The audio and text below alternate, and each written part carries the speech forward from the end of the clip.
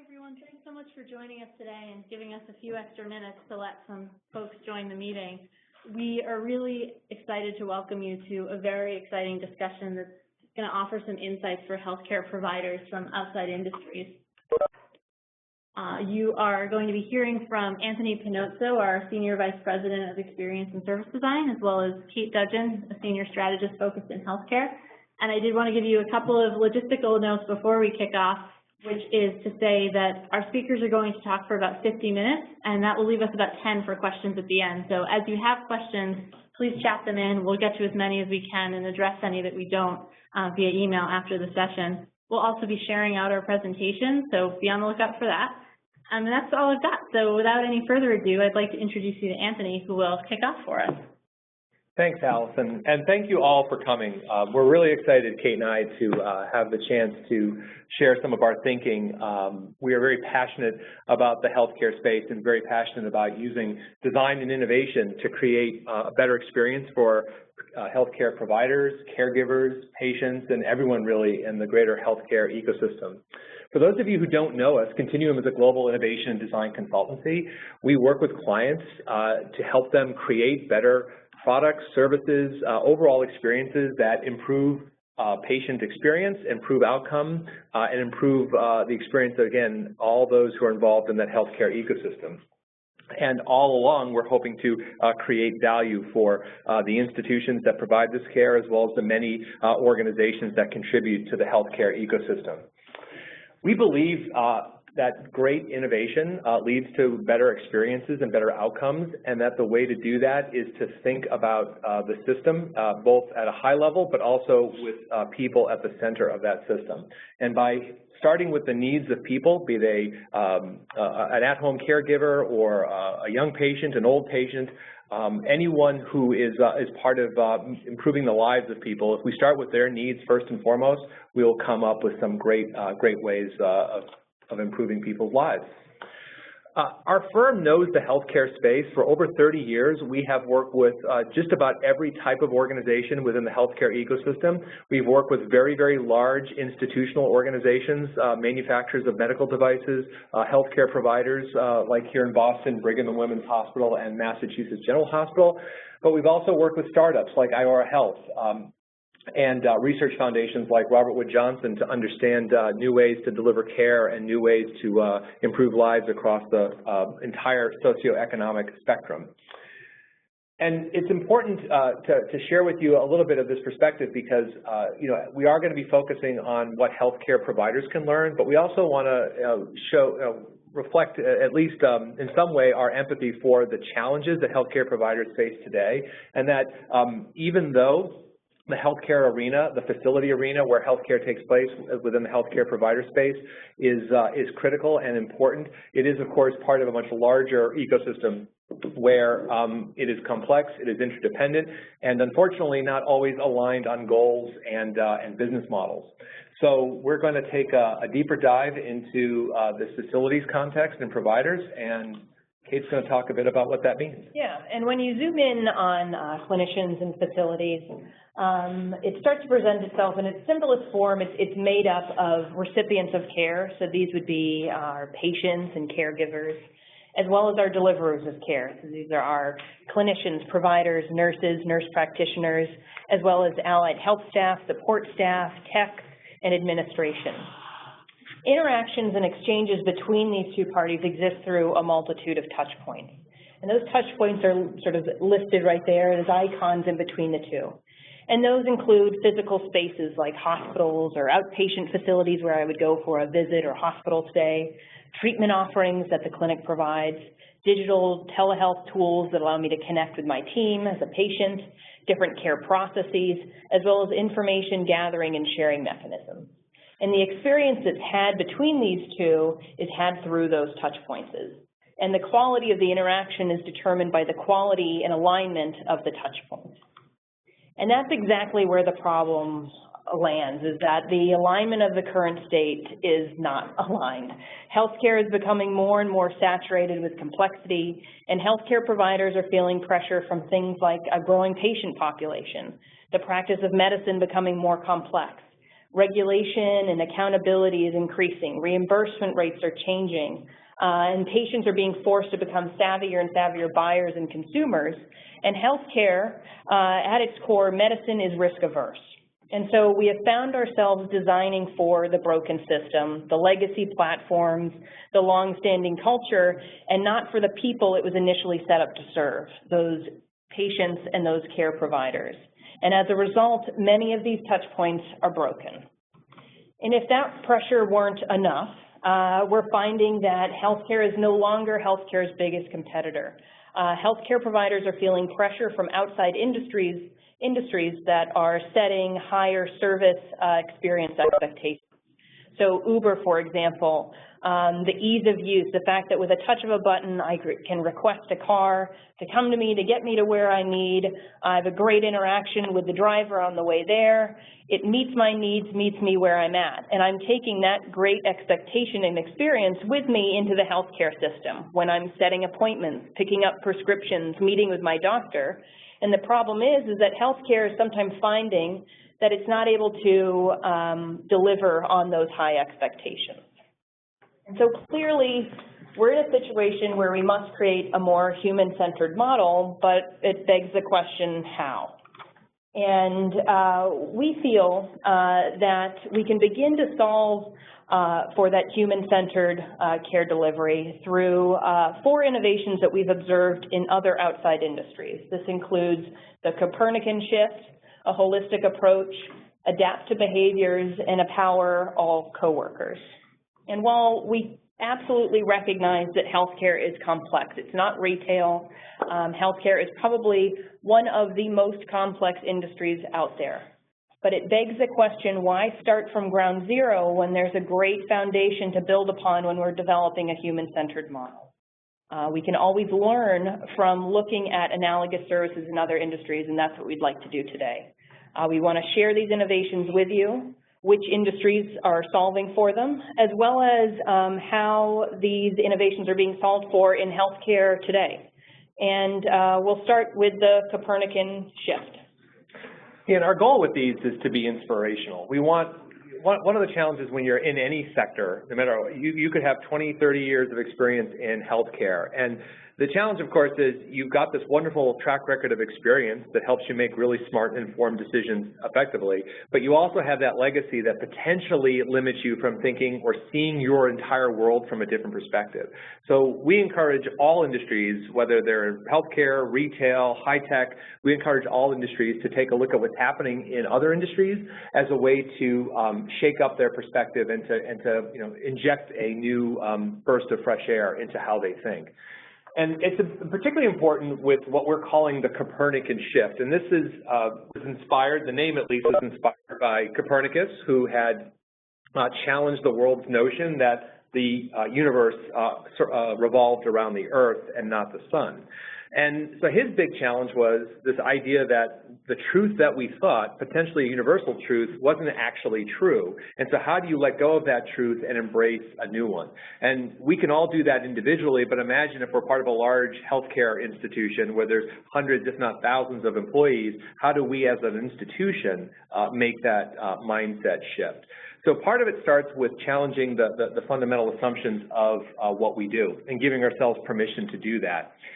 In the healthcare space, the Earth, in this case, the metaphor here is the Earth is the facility, or the facility is the Earth. This is how we have traditionally thought of healthcare, that within the facility, it is a stage where diagnosis, treatment, and recovery happen, and that we know that the patient has a life outside the facility, and we know that there are a lot of actions and behaviors that exist outside that affect what happens in the facility. But what we really need to do is begin to look at a different model, not a model of presentation, diagnosis, and treatment, but pull this all together and think less about the facility as being occupying those 3 stages, but think about how do we as a healthcare organization think about the patient and this pathway or this care pathway experience around them. And this is challenging, and about a little less than 10 years ago, the second largest bank in Spain, BBVA, which holds today about 600 billion euros under management, asked us the question, how do we envision the branch of the future? And again, this illustrated the mindset challenge, because the real question to ask wasn't, what does the branch of the future look like? The real question is, what does banking in the future look like? And again, this is around 8 years ago, so this is just as the financial crisis was getting started, but BBVA was ahead of its time because it was putting the customer at the center, whereas the branch was no longer the arena where banking happened, but the branch was just one discrete part in a series of parts that addressed the different needs that we as customers have in a very fast-paced and changing environment. Two areas in particular we want to illustrate to show how this transition manifests. One is, there are two very strong behaviors or distinct behaviors that, and frankly, many of us all exhibit every day when it comes to our own finances. The first is the day-to-day. It's making sure the bills are paid. It's making sure you have enough cash if you're going out for going to the movies one night. It's making sure that you're not overdrawn or underdrawn, as it may be. And so this idea of getting stuff done, just making sure that the day-to-day financial house is in order, this is the kind of activity that we don't really need an expert to help us navigate. So this is where mobile banking, and now today mobile banking is very common, but in 2008 when we were pivoting towards in the early stages of our dependency on mobile phone, we wanted to have technology that supported making a transfer, paying a bill. But then there are those decisions that don't happen on a daily calendar, they don't even happen on a monthly calendar, but it's more the bigger picture. Do I have enough for retirement? Can I afford that new home? Can we afford the addition on our home? Will our kids have to take out loans, or can we afford their college? These are interactions that require a human touch. And it's not just the human care part, but it's the expertise. And I think as healthcare providers, we all recognize that we may be caring for patients, but what we were really doing in that care is demonstrating our expertise, that we are the person, or the people rather, that you can trust with important healthcare decisions. So we helped BBVA recognize these two very distinct ways that customers think about their money and build an experience. It wasn't about building a new branch, but it was about building an infrastructure that supported the kind of mobile banking that people needed for getting stuff done, and then redesigning, in this case, a branch, as you see in the image on the top, a branch that took away the big columns and the heavy oak desk and that formality and that really impersonal intimidation banks used to have, and create a more conversational environment where you can see someone on the left, a couple, talking to a loan officer on the right and having a really in-depth conversation about their dream house and how they can afford it and what they can do to make the wisest use of what was most likely their largest financial investment. And so this innovation that's been set in financial services that Anthony just shared is being solved for in healthcare by HEAL. HEAL is a startup out of California that just launched this summer, and they're providing care that revolves around the patient in a rather old-fashioned, old-school way, the idea of the house call. So what HEAL offers is for $99, they'll send you a doctor or a nurse to your home in 60 minutes or less to serve you and your family. And while HEAL's clinicians can't perform complex procedures, and in no way does this replace the importance of a sit-down with a specialist to discuss complex medical conditions, they can take on the kinds of complaints that would bring many people to their primary care doctor's office or to a minute clinic. So they can support you in diagnosing and treating ailments, writing prescriptions, stitching up cuts, and even giving ultrasounds. And there are benefits beyond just the convenience that this model provides. By serving someone in a manner that supports them where they are, at their home, reveals more details and insights into their lifestyle and their behaviors. Things like their access to food, what's filling their refrigerator, where are they storing their medications in their house so that they can remember to take them each day and that they remain adherent. And what is their home life like, both mentally and physically? And is it set up to support a healthy lifestyle? And so by being in that home context and understanding those components, that'll support the clinician in catching potential problems before they happen, and it supports prevention. Similar to requesting an Uber driver, this service is enabled through the HEAL app. So by simply downloading the app, entering my address, my reason for visit, of course linking my credit card, a doctor will arrive to your home 7 days a week from 8 a.m. to 8 p.m. And the service is still new and being proven, but with thousands of subscribers and plans to expand to 15 other major cities, this service has clearly identified a way to make simple care needs more accessible. It's moving us away from the 20-day wait to the 20-minute wait for the doctor's appointment and supporting the shift to revolve around the patient. And again, to Anthony's point about figuring out the right-sized support level depending on need, Healed Access is enabled through people. It's providing that personal touch, that sit-down, very similar to what I would receive at a doctor's office. But access can be enabled through telehealth and remote connections. For example, United Healthcare in the summer announced plans to cover video-based doctor visits. And other startups like Doctor on Demand based out of San Francisco provides access to virtual doctors. So the level of interaction depends, of course, on the medical need and the patient's desires and what they're comfortable with, but the connection and shift to revolve around the patient can be made through these different enablers. And so that brings us to Innovation 2, holistic approach. So to support the Copernican shift, and to move to a model that meets the customer or patient where they're at, we must first more holistically understand and support them. In healthcare, oftentimes we have a system where we're set up to focus solely on the medical needs of the patient. And that's an issue because that leads to misalignment between the patient and the care provider, which sometimes turns to poor clinical outcomes and negative patient experiences. What we need to do is understand patients more holistically, beyond that medical need. And what that starts to speak to are three other major traits of the patient. First, the psychosocial state. So this is their mental state, their support network at home and in their community. Next are the attitudes and beliefs. These are the belief structures, perceptions that one has built over time based off of their past experiences or experiences of friends and family with the healthcare system, and it started to shape their beliefs and perceptions towards their health, wellness, and how they want to interact with the healthcare system. And on that outer rung then is the fourth trait, which is information and communication preferences. This is how I consume information, how I translate it. Am I a visual thinker or a verbal thinker? And how then do I want information to be shared with me, and how do I want to share information with my doctor? And so this holistic approach that we are talking about is an approach and understanding that has come out of and that we've seen in higher education.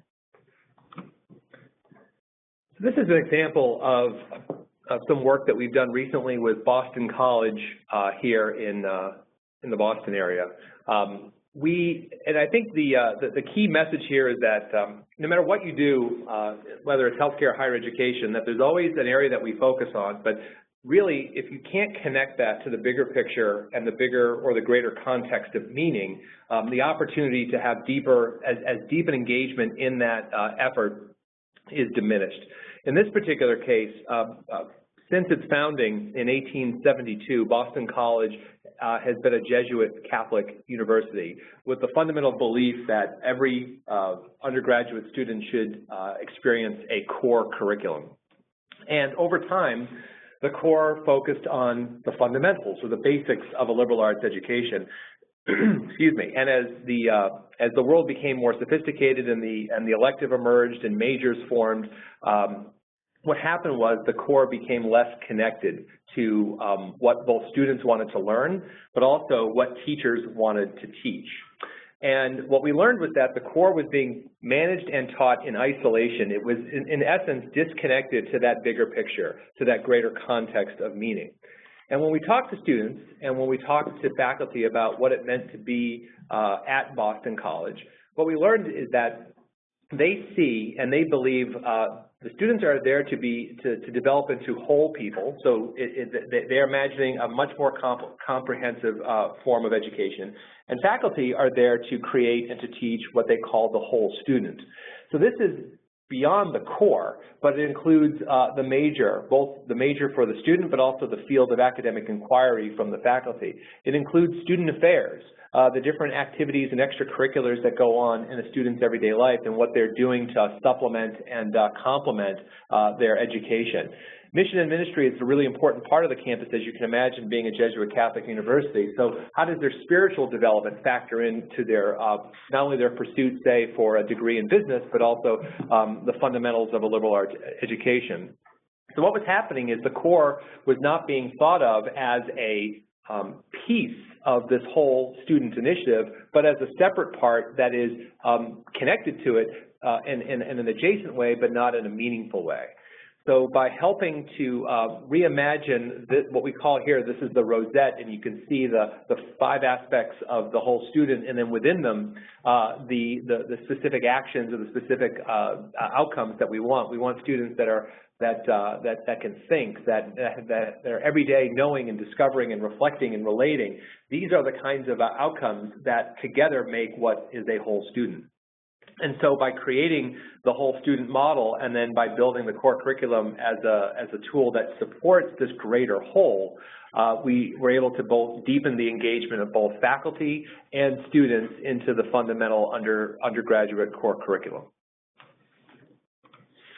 And a great example of this holistic approach is solved for with JanaCare.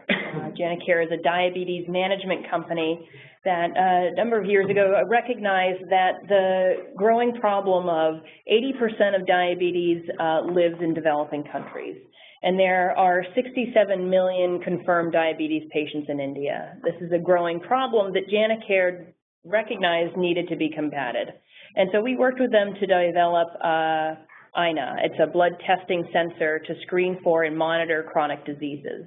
And the device simply plugs into one's smartphone, allowing them to not only monitor at home their blood glucose levels and A1Cs, but it extends the diagnostic capabilities of a healthcare professional by offering them point-of-care access to test for essential blood parameters. But what JanaCare also understands is that to truly improve the patient outcome, not only do you need to develop a smart device to support the medical needs, but the patient needs to be understood and supported beyond that, just the medical. Studies have shown that teaching people about their eating and exercise habits through lifestyle coaching proves 27% more effective with patients than with oral drugs alone. And in fact, 7% weight loss reduces diabetes by 58%. So therefore, along with their glucose monitor, JanaCare has developed a program called Habits. Habits is an online behavioral coaching program and community that recognizes and supports the patient's attitudes and beliefs towards their diabetes. The program is built on the Diabetes Prevention Program, which is an existing scientifically designed diabetes prevention program that has demonstrated results here in the U.S. And the program provides coaching and support around diet, exercise, and lifestyle changes. And they're currently underway tracking the effectiveness of the Habits program, and early results are proving to be very positive, which is great news. And so this nicely reflects how JanaCare is supporting the whole patient by providing people with the tools they need to monitor their clinical condition, but also the lifestyle coaching they need to manage their behaviors. This brings us into our third innovation, which is adapting to behavior. So it's aligning with patients' macro and micro moments. So what do we mean by macro and micro moments? Macro moments are life stages.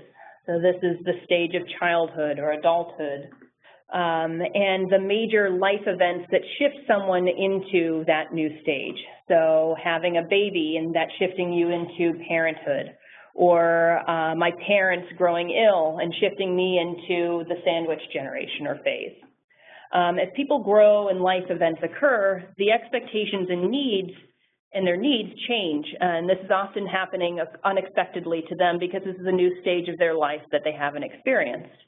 And this correlates then to needs from one stage to the next being uniquely different from the next. So it speaks to different needs that one has as they move throughout these different life stages. And therefore, it's important that a system be set up that can recognize and identify these major life events, but also respond to them, providing the unique life stage support that's needed, very similar to the insurance industry. And then when we double click and zoom in, when we say micro moments, we're talking about the more focused interactions that occur within those broader life stages and the modalities people are in when they occur. For example, the modality I'm in when I have a pesky cold and I'm looking for a quick fix and picking up a prescription is very different from the modality I'm in when I'm awaiting results for a sudden diagnostic test, or I'm meeting with a specialist for the first time. In one modality, I'm impatient, looking for minimal interactions, and in the other, I'm nervous, seeking support, information, and more in-depth sit-down interactions.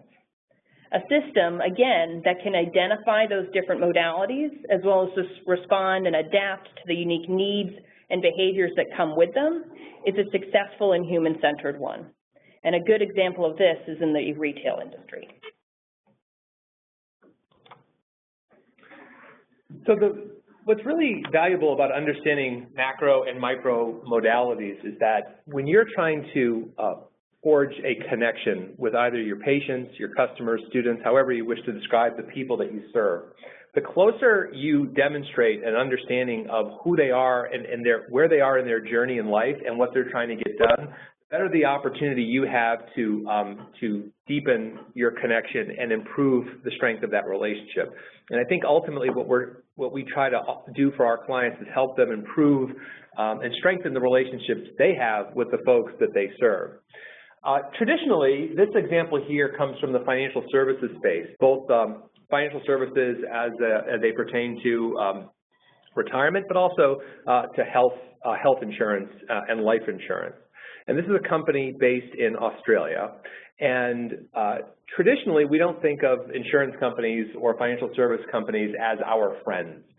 We sort of have an uneasy relationship with them. In fact, when you purchase insurance, whether it's short-term disability or any kind of auto insurance, for example, success for you and frankly success for them is that they never hear from you again, because that means that you're not filing a claim and all is good.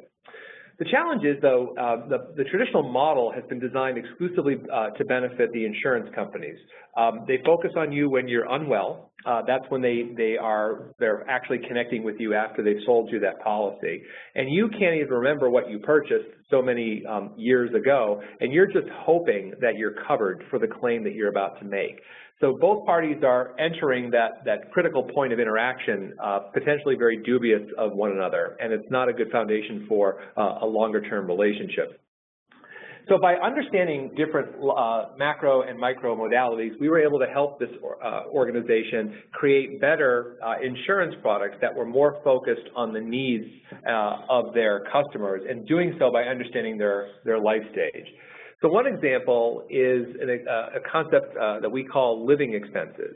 So what this allows people to do is, at whatever stage of their life, so if they're have children, they may want to, when they get disability insurance, rather than pick a number that they might get each month, how do they get to that number? It means they start with their own basic expenses and they ask themselves, well, what do I need to cover if for whatever reason I'm unable to work?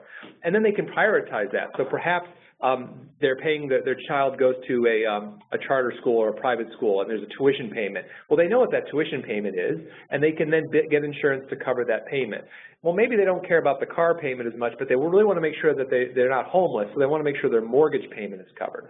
So what it does is it allows the customer to look at their own expenses, pick the ones that are most critical to cover, because some they might cut, so they might cut out going out to dinner, for example, but they can then mentally calculate, this is what it costs me to run my household on a daily basis, and this is therefore the amount of insurance I need, and then this is the cost of that insurance product. And the reason why that's a life stage thing is because it changes throughout your life. So as you're older, you might be more interested in covering your 401k contribution, but when you're younger, it might be more to cover a student loan, for example. So by building an insurance product that was tailored to the expenses that vary and change throughout their customer's life stage, we were able to create a better product that was more meaningful to them. And then when there was a claim, or in the event there was a claim, that anxiety of am I covered for this goes away, because they know in the beginning of the process they covered what they needed to cover.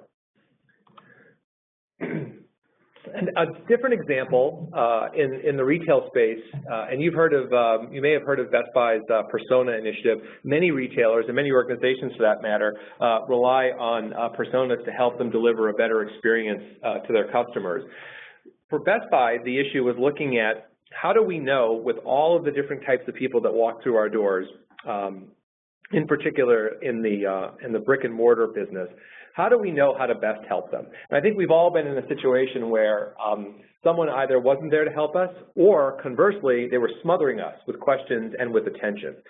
So Best Buy generated personas that were based on specific behavioral modalities and life stages, so they could therefore train their associates to be more responsive and better identify the specific need any customer has and treat them accordingly, so that customer feels like they're not getting some generic customer experience. So for example, they identified a life stage persona. They called her Jill.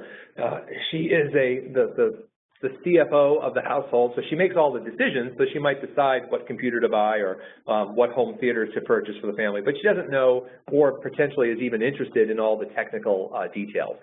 So by creating a persona around Jill and training folks to talk to Jill, they could talk to Jill more in terms of value to the family, like what her children may enjoy doing with this technology versus bits and bytes and speeds and feeds and other technical data that she may not be interested in.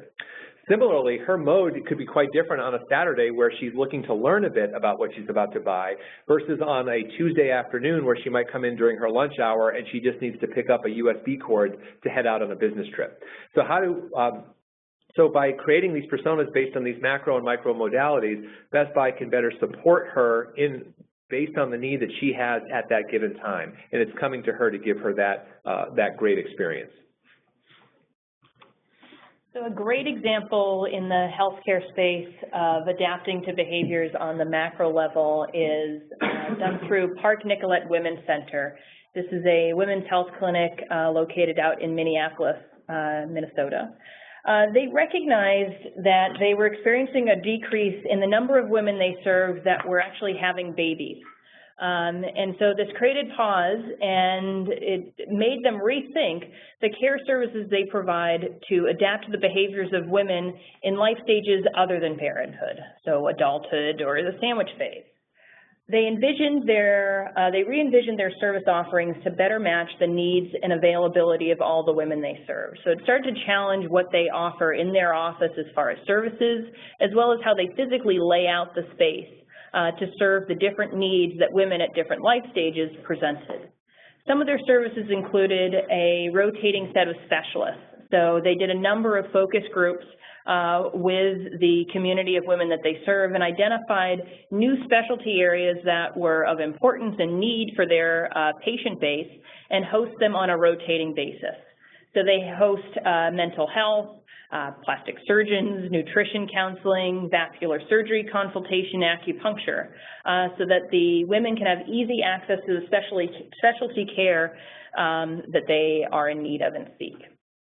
They also provide all-in-one visits. So they looked at ways to make for more efficient and readily accessible care for working women. So they combined a OB-GYN visit with the traditional annual primary care wellness exam, so that women can not only include their women's wellness exam, but they can also have lab work and necessary immunizations covered in one visit. They also rethought their hours of operation. They host later hours and are open on the weekends. And then lastly, they explored a variety of different room layouts to support women with children and women without. So women with children, they created rooms with interactive screens and locations where kids can sort of occupy themselves and play off to the corner while mom is focusing on her care needs as well as watching her child. And then more consultation rooms where there's an intimate conversation that might need to occur between the patient and her doctor. Then that brings us into a great example of how healthcare is responding to micromodalities. And this is being solved for by Mayo Clinic's Project Red, or re-engineering dialysis. This is a project that took place a few years ago, and it was a project that was set forth by the Mayo Clinic dialysis system. And they set forth to figure out a way to design a system that would better meet the needs of end-stage renal disease patients, as well as improve clinical outcomes. So looking at ways to decrease emergency room visits and hospitalizations. So what they did is they partnered with the Center for Innovation at Mayo Clinic and took a design-led approach. And what they did is they, through in-depth human-centered research, conducted a number of interviews and observations in hospital, in clinic, and out, and they identified 8 personas or modality types. And these personas reflected the variety of patient needs that end-stage renal patients present. So those that are just starting out on dialysis or are later in their disease treatment, those that are pre or post-transplant, those that are highly independent or dependent, and those that are supported with a caregiver and those that are not. And these personas also had the influencers and needs unique to each of those 8 personas. What the team then did was they used the personas, and they continue to this day, use them as a compass. So tactics or innovations that they want to introduce are tested and evaluated to determine how well a patient would be supported by them. And so if the tactic does or doesn't support the influencers or needs, the team doesn't implement it. And this is what they did years back and still today. And this has allowed the team to adapt their offerings to the behaviors and needs of their patients. And from this work, they've identified and made a flexible and sustainable system of care, defined new roles and care processes, and equipped the care team members with a more holistic understanding of their patients. Overall, this has improved and been incredibly successful. It's been quite substantial, with a report of a 40% decrease in patient hospitalizations, so achieving that initial goal that they set out. And both patient and medical teams have experienced increased satisfaction. And so this is a really nice example of how adapting to behaviors, understanding the modalities and the life stages that your patients present allows you to provide better quality care. And our last strategy that we'd like to share with you is empower all coworkers. And this really speaks to, again, another challenge with organizations, and one I think healthcare is also very much on the forefront on, because there is, in any organization, there is inevitably a hierarchy, and hierarchies can diminish empowerment. And in fact, we have a saying that if you're not empowered to make decisions, you are not empowered. And what happens is that the people who are usually at the top of the hierarchy are inevitably the furthest away from the people that that organization is serving. And even within the caregiver hierarchy, there are some tensions between different levels of care and opinion. So what we have observed is that organizations that have done an exceptional job of empowering employees, and in particular, those who are on the front line every day, handling, managing, listening, and delighting the people that they serve, that if these folks don't have the ability to make decisions in the moment, to react in an improvisational way, in a way that ultimately serves the value of the business, but ultimately makes the end user or the customer or patient or whomever feel better, then we've got, it'll be difficult to really create a better experience. Zappos is a wonderful example of how to empower your coworkers and empower the organization. And there's a lot of interesting things that have been written about Zappos, but the things that we've been most impressed with was number one, that Zappos has a training program that is not designed to conform you or to have you become some sort of, rigid Zappos employee that delivers with the goal of delivering some kind of consistent experience. What instead the training is there to help you figure out if this is the job for you, that if this is the kind of thing that you want to do. Do you want to be working for Zappos? Do you want to be in this culture and in this environment? And do you want to help people find that perfect pair of shoes for a wedding that they're attending in a couple of weeks? And the fundamental belief here is that the best way to make a personal connection with someone is to simply be yourself and to not try to be anyone else. And the beauty of the training program is that when people realize that this isn't for them, sometimes they're conflicted because they might be thinking to themselves, well, this may not be my perfect job, but I kind of need the job, or I really like the money. And Zappos actually, when they recognize that that this isn't the right fit for them, they will actually pay them to exit the training. They'll pay them for their time in the training and say, hey, this isn't the right thing for you, but they'll leave a wonderful experience behind by actually giving them, showing the respect they have for them by saying, not only is it not right for you, but here's some money for your time. This goal of establishing a personal emotional connection is really, really important for Zappos because they're not the cheapest shoes on the internet. And if you've ever shopped Zappos and comparison shop, you would definitely have found that out. So what then is the value that they're providing? The value is the relationship they have with the customers, the conversations. Most call centers are trying to get you off the phone as quickly as possible because they measure success in call times. How many calls do we get done in an hour? And therefore, if we can get you off the phone as quickly as possible. And in fact, if you've ever picked up a phone to call someone, you know how many times you might force yourself to press 0 to bypass all of the IVR because they're trying to even distract you by saying things have changed, so don't be pressing any buttons, when in fact, they haven't changed at all.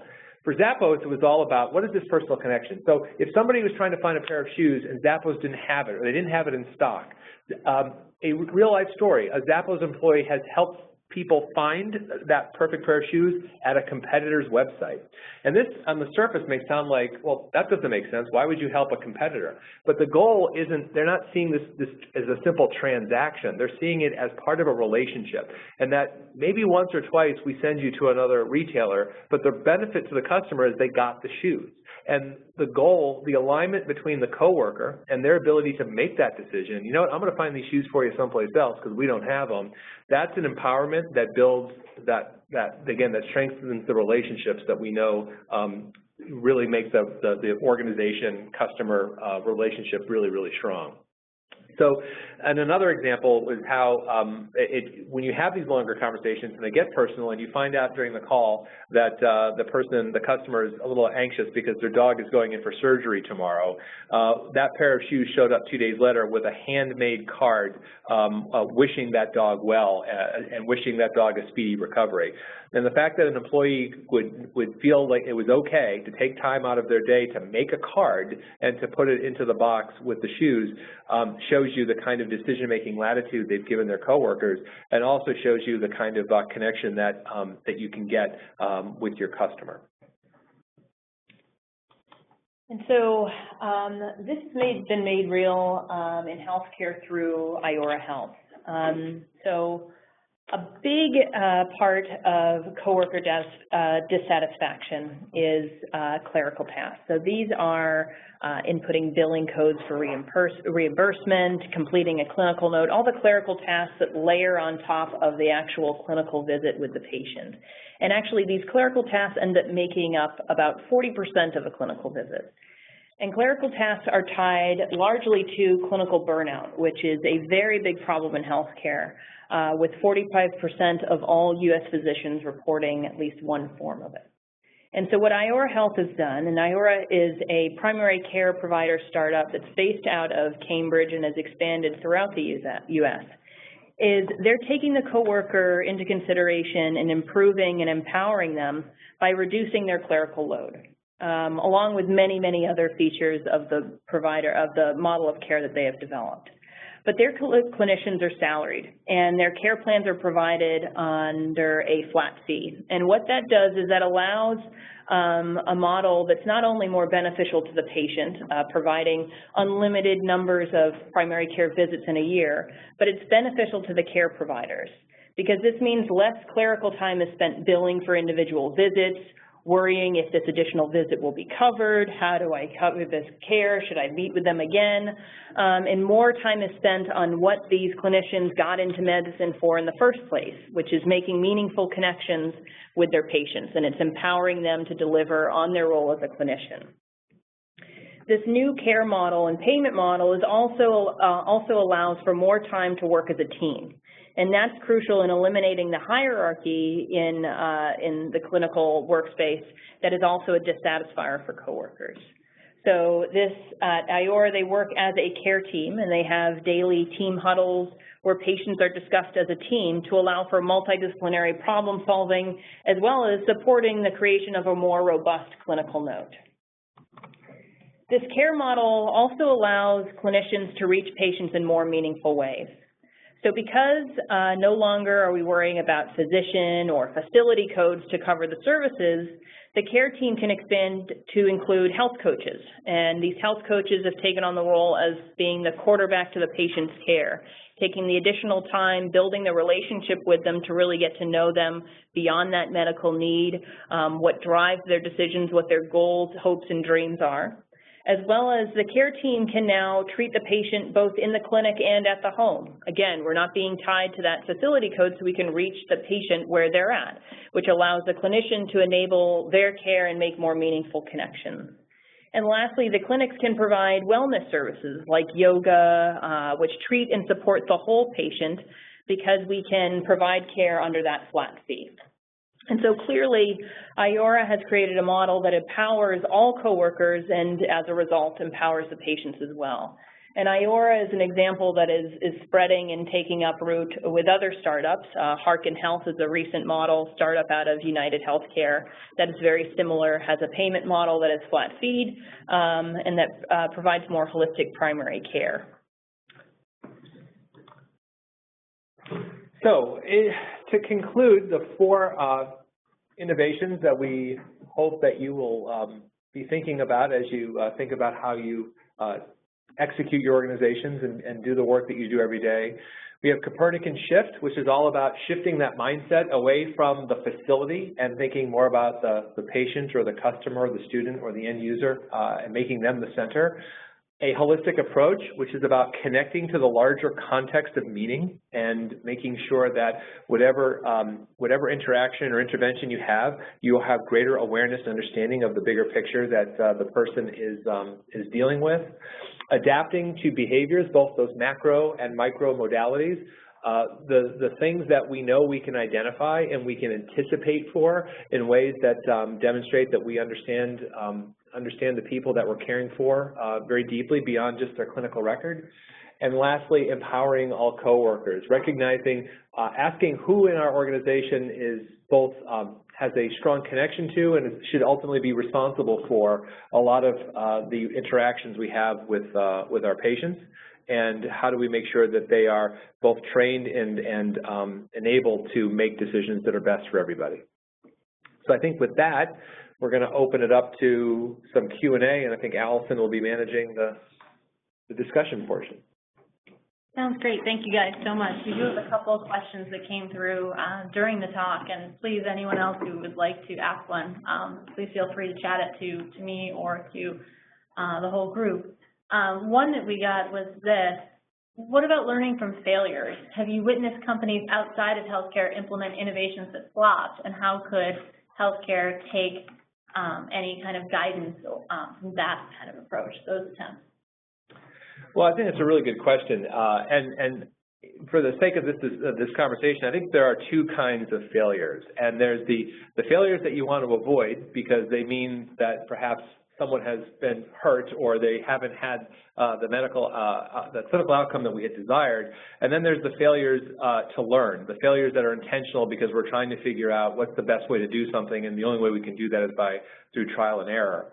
And I think there are lots of examples of market failures out there, of new ideas that went out to market outside of healthcare that didn't resonate with customers and then ultimately failed. The way that we our learning from that isn't, well, let's get smarter making bets. It's let's figure out how we can prototype earlier on in the process and find safe ways to fail, ways that help anticipate and correct for potentially very challenging, or I should say bad failures. How can we, through a prototyping process, create experiences or create solutions that people can interact with in a safe way, where we can learn from in a safe way, and then take that learning in order to improve what we would ultimately put in place in front of caregivers and patients and other people who are involved in the system. Yeah, I would absolutely agree, and I think what it does is it starts to evolve the conversation. Deeper feedback is provided the more we can evolve and present a more resolved solution through prototyping. So things like patient education, we can mock up things quickly with paper prototypes and get those in front of patients, or exploring how the room layout or check-in process could improve efficiency. So slating 3-hour chunks where you can organize the room of a clinic, or the positioning yourself in the waiting room to try a new check-in process. There's little ways that we can interject along the care process that won't introduce risk or harm anyone along the way, but allow us to explore new ways to deliver care, but identify failures quicker before we go into something that's far more costly. And absolutely, we would never want to be in a situation where it's life-threatening as well. And what about the 4 techniques that you have put forth today? Have you seen any organizations employ more than one at the same time? And if so, how does that work? What are the results there? Well, I think the, in a way, when we were even thinking about the 4, we realized that that any of the examples that had really showcased one was actually doing at least one of the other. And if you really take a step back and look at it, you'll see that the 4 really do work together. So, the Copernican shift is often an organizational challenge. How do we get everybody to think about, making our patients, our customers, again, the people that we serve, how do we make their needs the inspiration and the catalyst for change and for the way that we serve?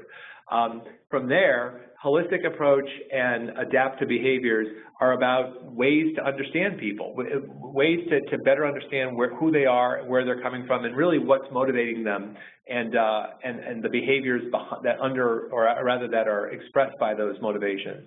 And then empowering the coworker, again, it's in many ways, it's that way to actually make all these new strategies work. You can have a great perspective on your customer or your patient and have the mindset, but if the folks who are there having those relationships, being with them every day, if those folks aren't empowered to act dynamically and according to the need and the context of the patient, then you've got a great strategy with a poor execution.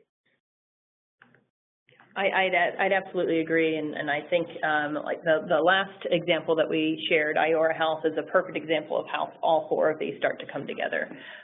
They're clearly empowering the coworker, but through the ways that they're delivering care, they're able to provide care that's reaching the patients where they're at in a way that's reaching and speaking to more than just their medical need, and adapting to the different behaviors and lifestyles that these patients encounter by equipping them with a health coach that follows along with them and understands their goals along the way.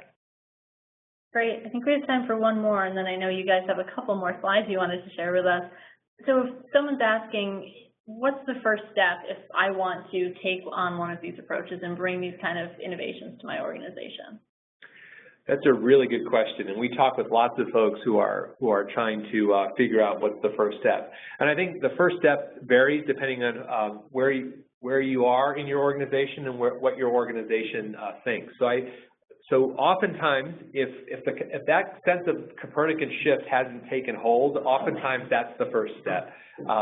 Getting a groundswell of energy and enthusiasm and passion for the idea of shifting the way the institution thinks about care.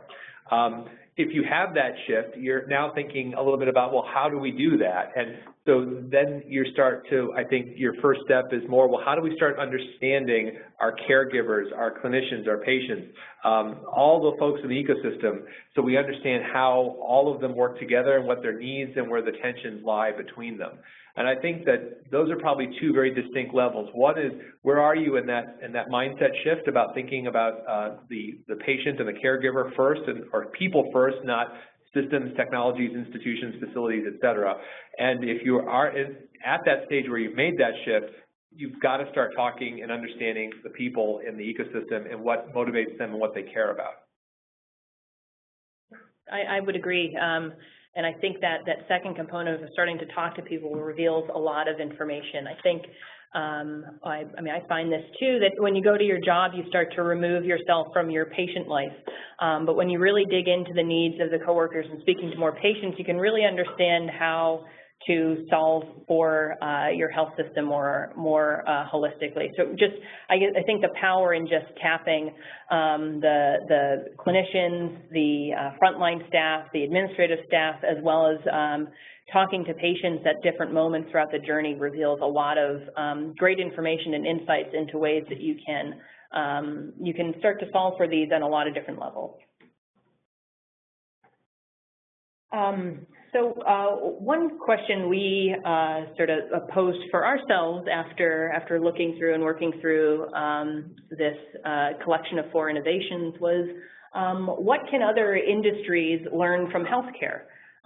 So again, going back to the power of looking to outside industries and analogous services for inspiration on how to deliver better services or products or offerings. We've certainly identified some for healthcare, but we feel like there's a lot that other industries can learn from healthcare as well. And feel like one major area is how adaptable healthcare is to learning and trying new things. And so that might sound a little odd, but something that we face in our work, in specifically our service design work with other industries, is a lot of them struggle with moving from idea to prototyping and trying new things. And that is the basis of healthcare. It's always in a state of educating and learning. And a great example is things like pilots or simulations. These environments, this type of environment helps encourage a learning environment. And so that was something that we initially started to identify as an area that healthcare could learn, or others could learn from healthcare. Great. Thank you guys very much. As I noted at the beginning, if anyone has follow-on questions, please feel free to chat them through here as we keep the meeting open, and to email us back. We will be sending the materials from today around at a later time, so be on the lookout for that. And just again, thank you both for sharing your insights with us today. Our pleasure. And thank you everyone for joining.